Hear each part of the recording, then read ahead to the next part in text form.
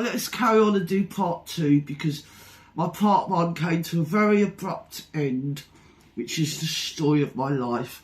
I have got my fan with me to keep me cool, because it is quite hot in the Gertie Reid studios, as you can imagine, with the multi-million-pound lighting system. So where were we? So basically, I think I was at that. Was I at that, or was I at that? Oh, no, we've got this. This is the card. This is the card. Because it seems to me, now it does seem to me, that there's quite a few ex-girlfriends jobbing around. And it seems like one person is sort of impacting on, say, another lady's territory vis-a-vis their men companions, you know. And it might be that some people have been sat here being very, very loyal for a very long time, and have actually just not been exclusive, basically. Basically, it's no fault being loyal to somebody. That's just playing you for a mug, love. So there's that. And then, you see, the whole thing is, it came out, you see, that Twatalanta, she bubbled herself up. You see, that's how it goes. She bubbled herself up. And you got the one hand here, you've got Twatalanta, whatever her name is, Twatalanta. She was telling everybody last year that certain one of her loyal followers was Twatalanta, but like he weren't, but everybody believed it was, because she was saying. And she was telling everybody by email not to have anything to do with him, because he was an atheist and not a bonce. This is, don't have a go at me, it's all in the cards, and it's got all the evidence, see the emails and things. So that's sort of awkward. So she was going around telling everybody not to have anything to do with this man for whatever reason, because he's an atheist and a bonce. Then conversely, the other side, you had Ferrell, the Spanish sort of contingent, poised, you see, and to that end had a bespoke account on it called Absolutely Atrocious, where conversely and kind of uniquely, and I'm sure coincidentally, she was accusing the very same man of the very same crimes that Atalanta was accusing him of. So I mean, keep up, troops, keep up, everybody, and you at the back, you need to concentrate, because this is sort of hard, tedious. So where are we next? Basically, they're a criminal enterprise. Every last one of them has either been to jail, been wanted, been fugitive, been convicted. So there is that to it. There seems to be a lot of sex involved, sexual free-zones, and then, as I say, you've got this side show over here of the American contingency. I mean, they're obviously not criminality people in the way of scamming or anything. They're just ordinary Joes, but they're getting their bees in a bonnet and their eggs in a pickle. I think it might be their ovaries, to be honest, with one another. And the way I am, because I'm a sort. I'll be honest. I'm an agony aunt. I'm an agony aunt. I mean, people I help so many people. I do it quietly. I never tell anybody. I do it all behind the scenes. Counts to pay them or something. Obviously, they give me some money. I don't do it for free. Do you get me? I do sex for free, though. Honestly, I do. I'll do it for anyone for free. There you go. Oh, there's the King of Pentacles. There you go. I'm going to get him by the pentacles, ladies. Yes. I bet the next one it'll be a man running. Oh, no, it's a hand.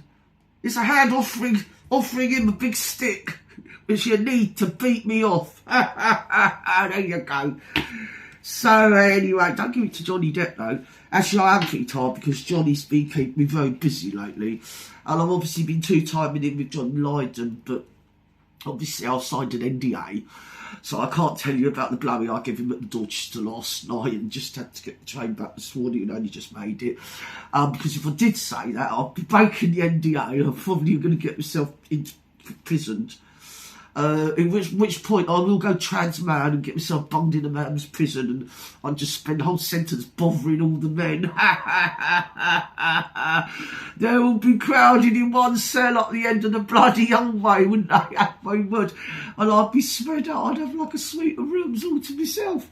So anyway, there's that to it. And I'd scoff all the food. Yes, I would. So No more getting people in the family way. I think that is what we're going to take away from today's session.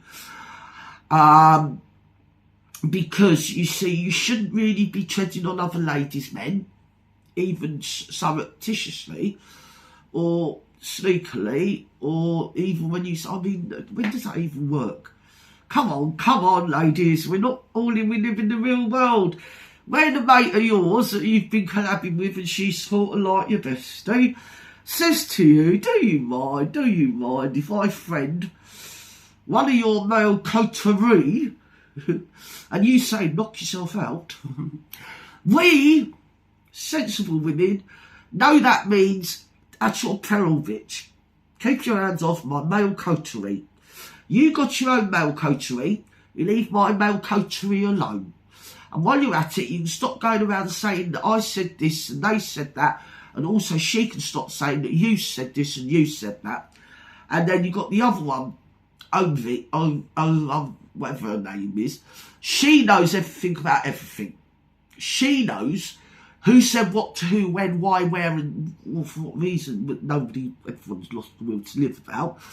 But, I mean, keep up, troops. So, if you go on their channel, you will probably, get bored to death.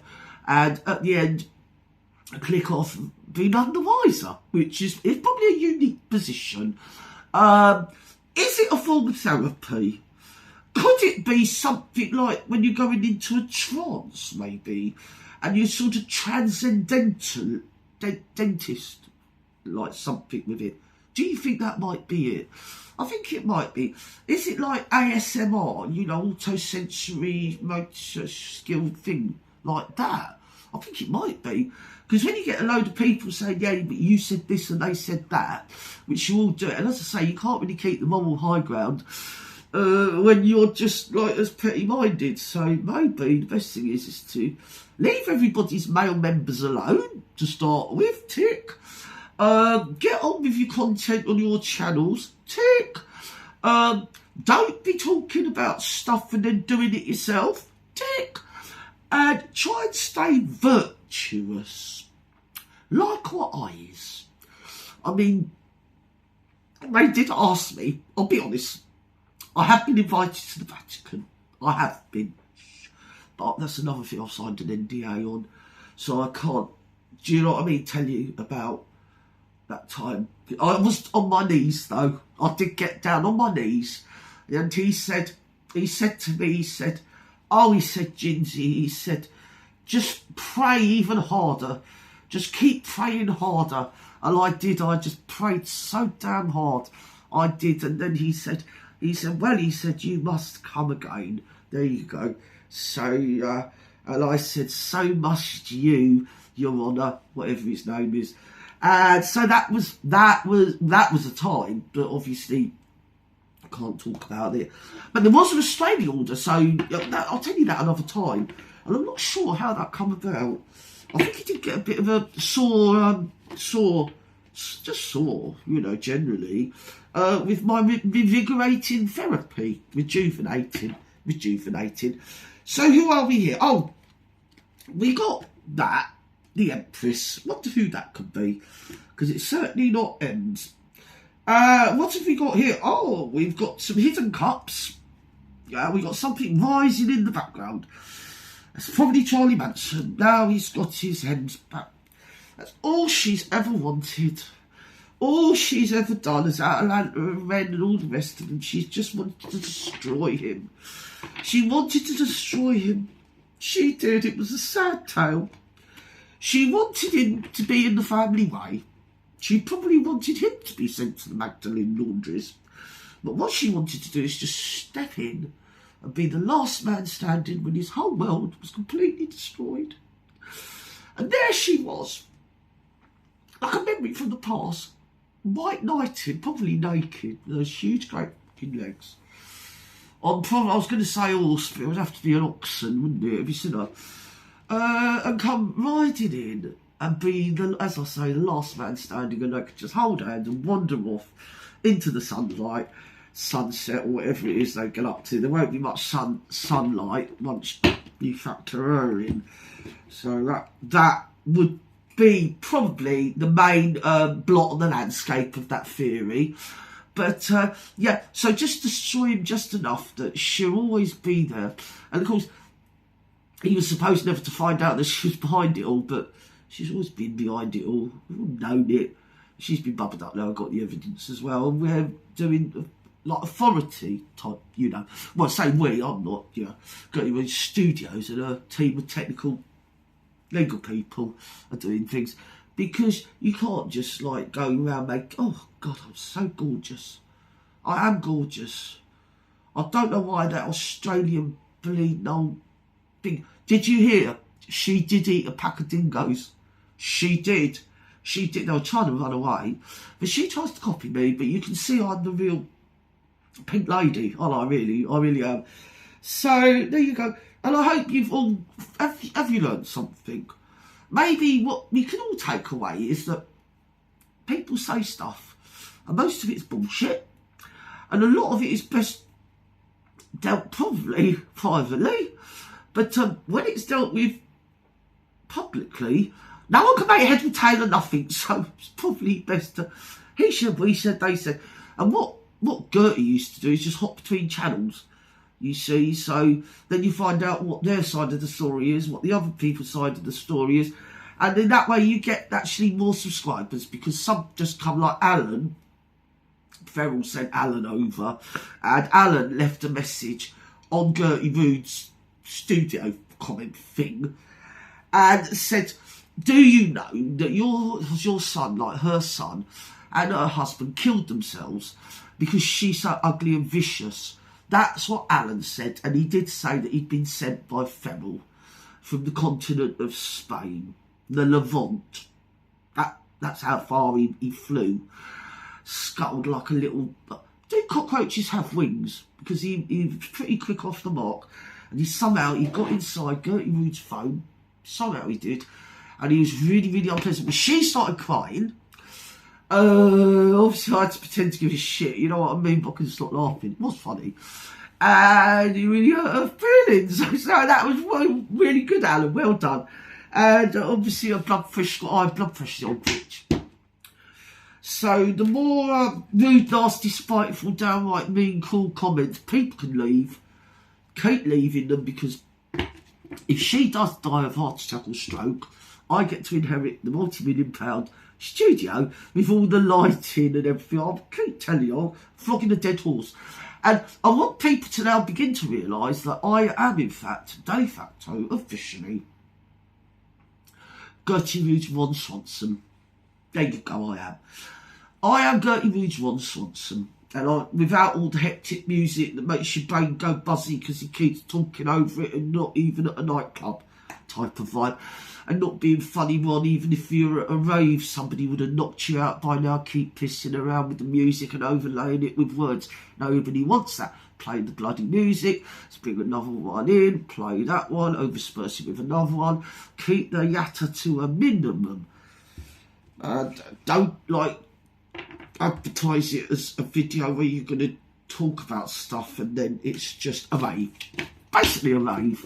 So, quite good music, I must admit, but yes, it got boring having to keep fitting it on with the bloody old music that you kept bashing out. I think you might have been bashing up something.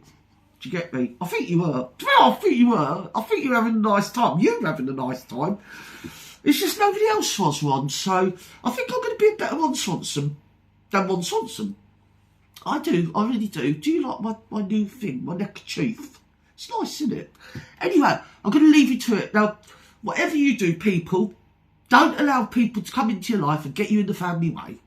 Just don't let it happen. If people start saying, well, you said this and they said that and somebody else did this and they said that and they did...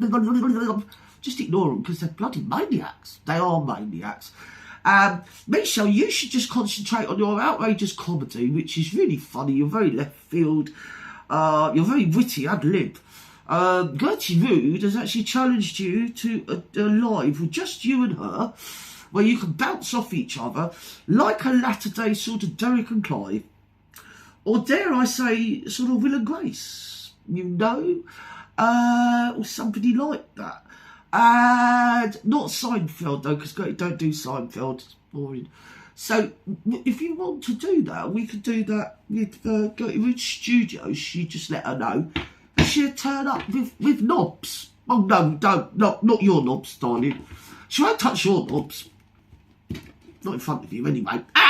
Anyway, bye bye now. Love you.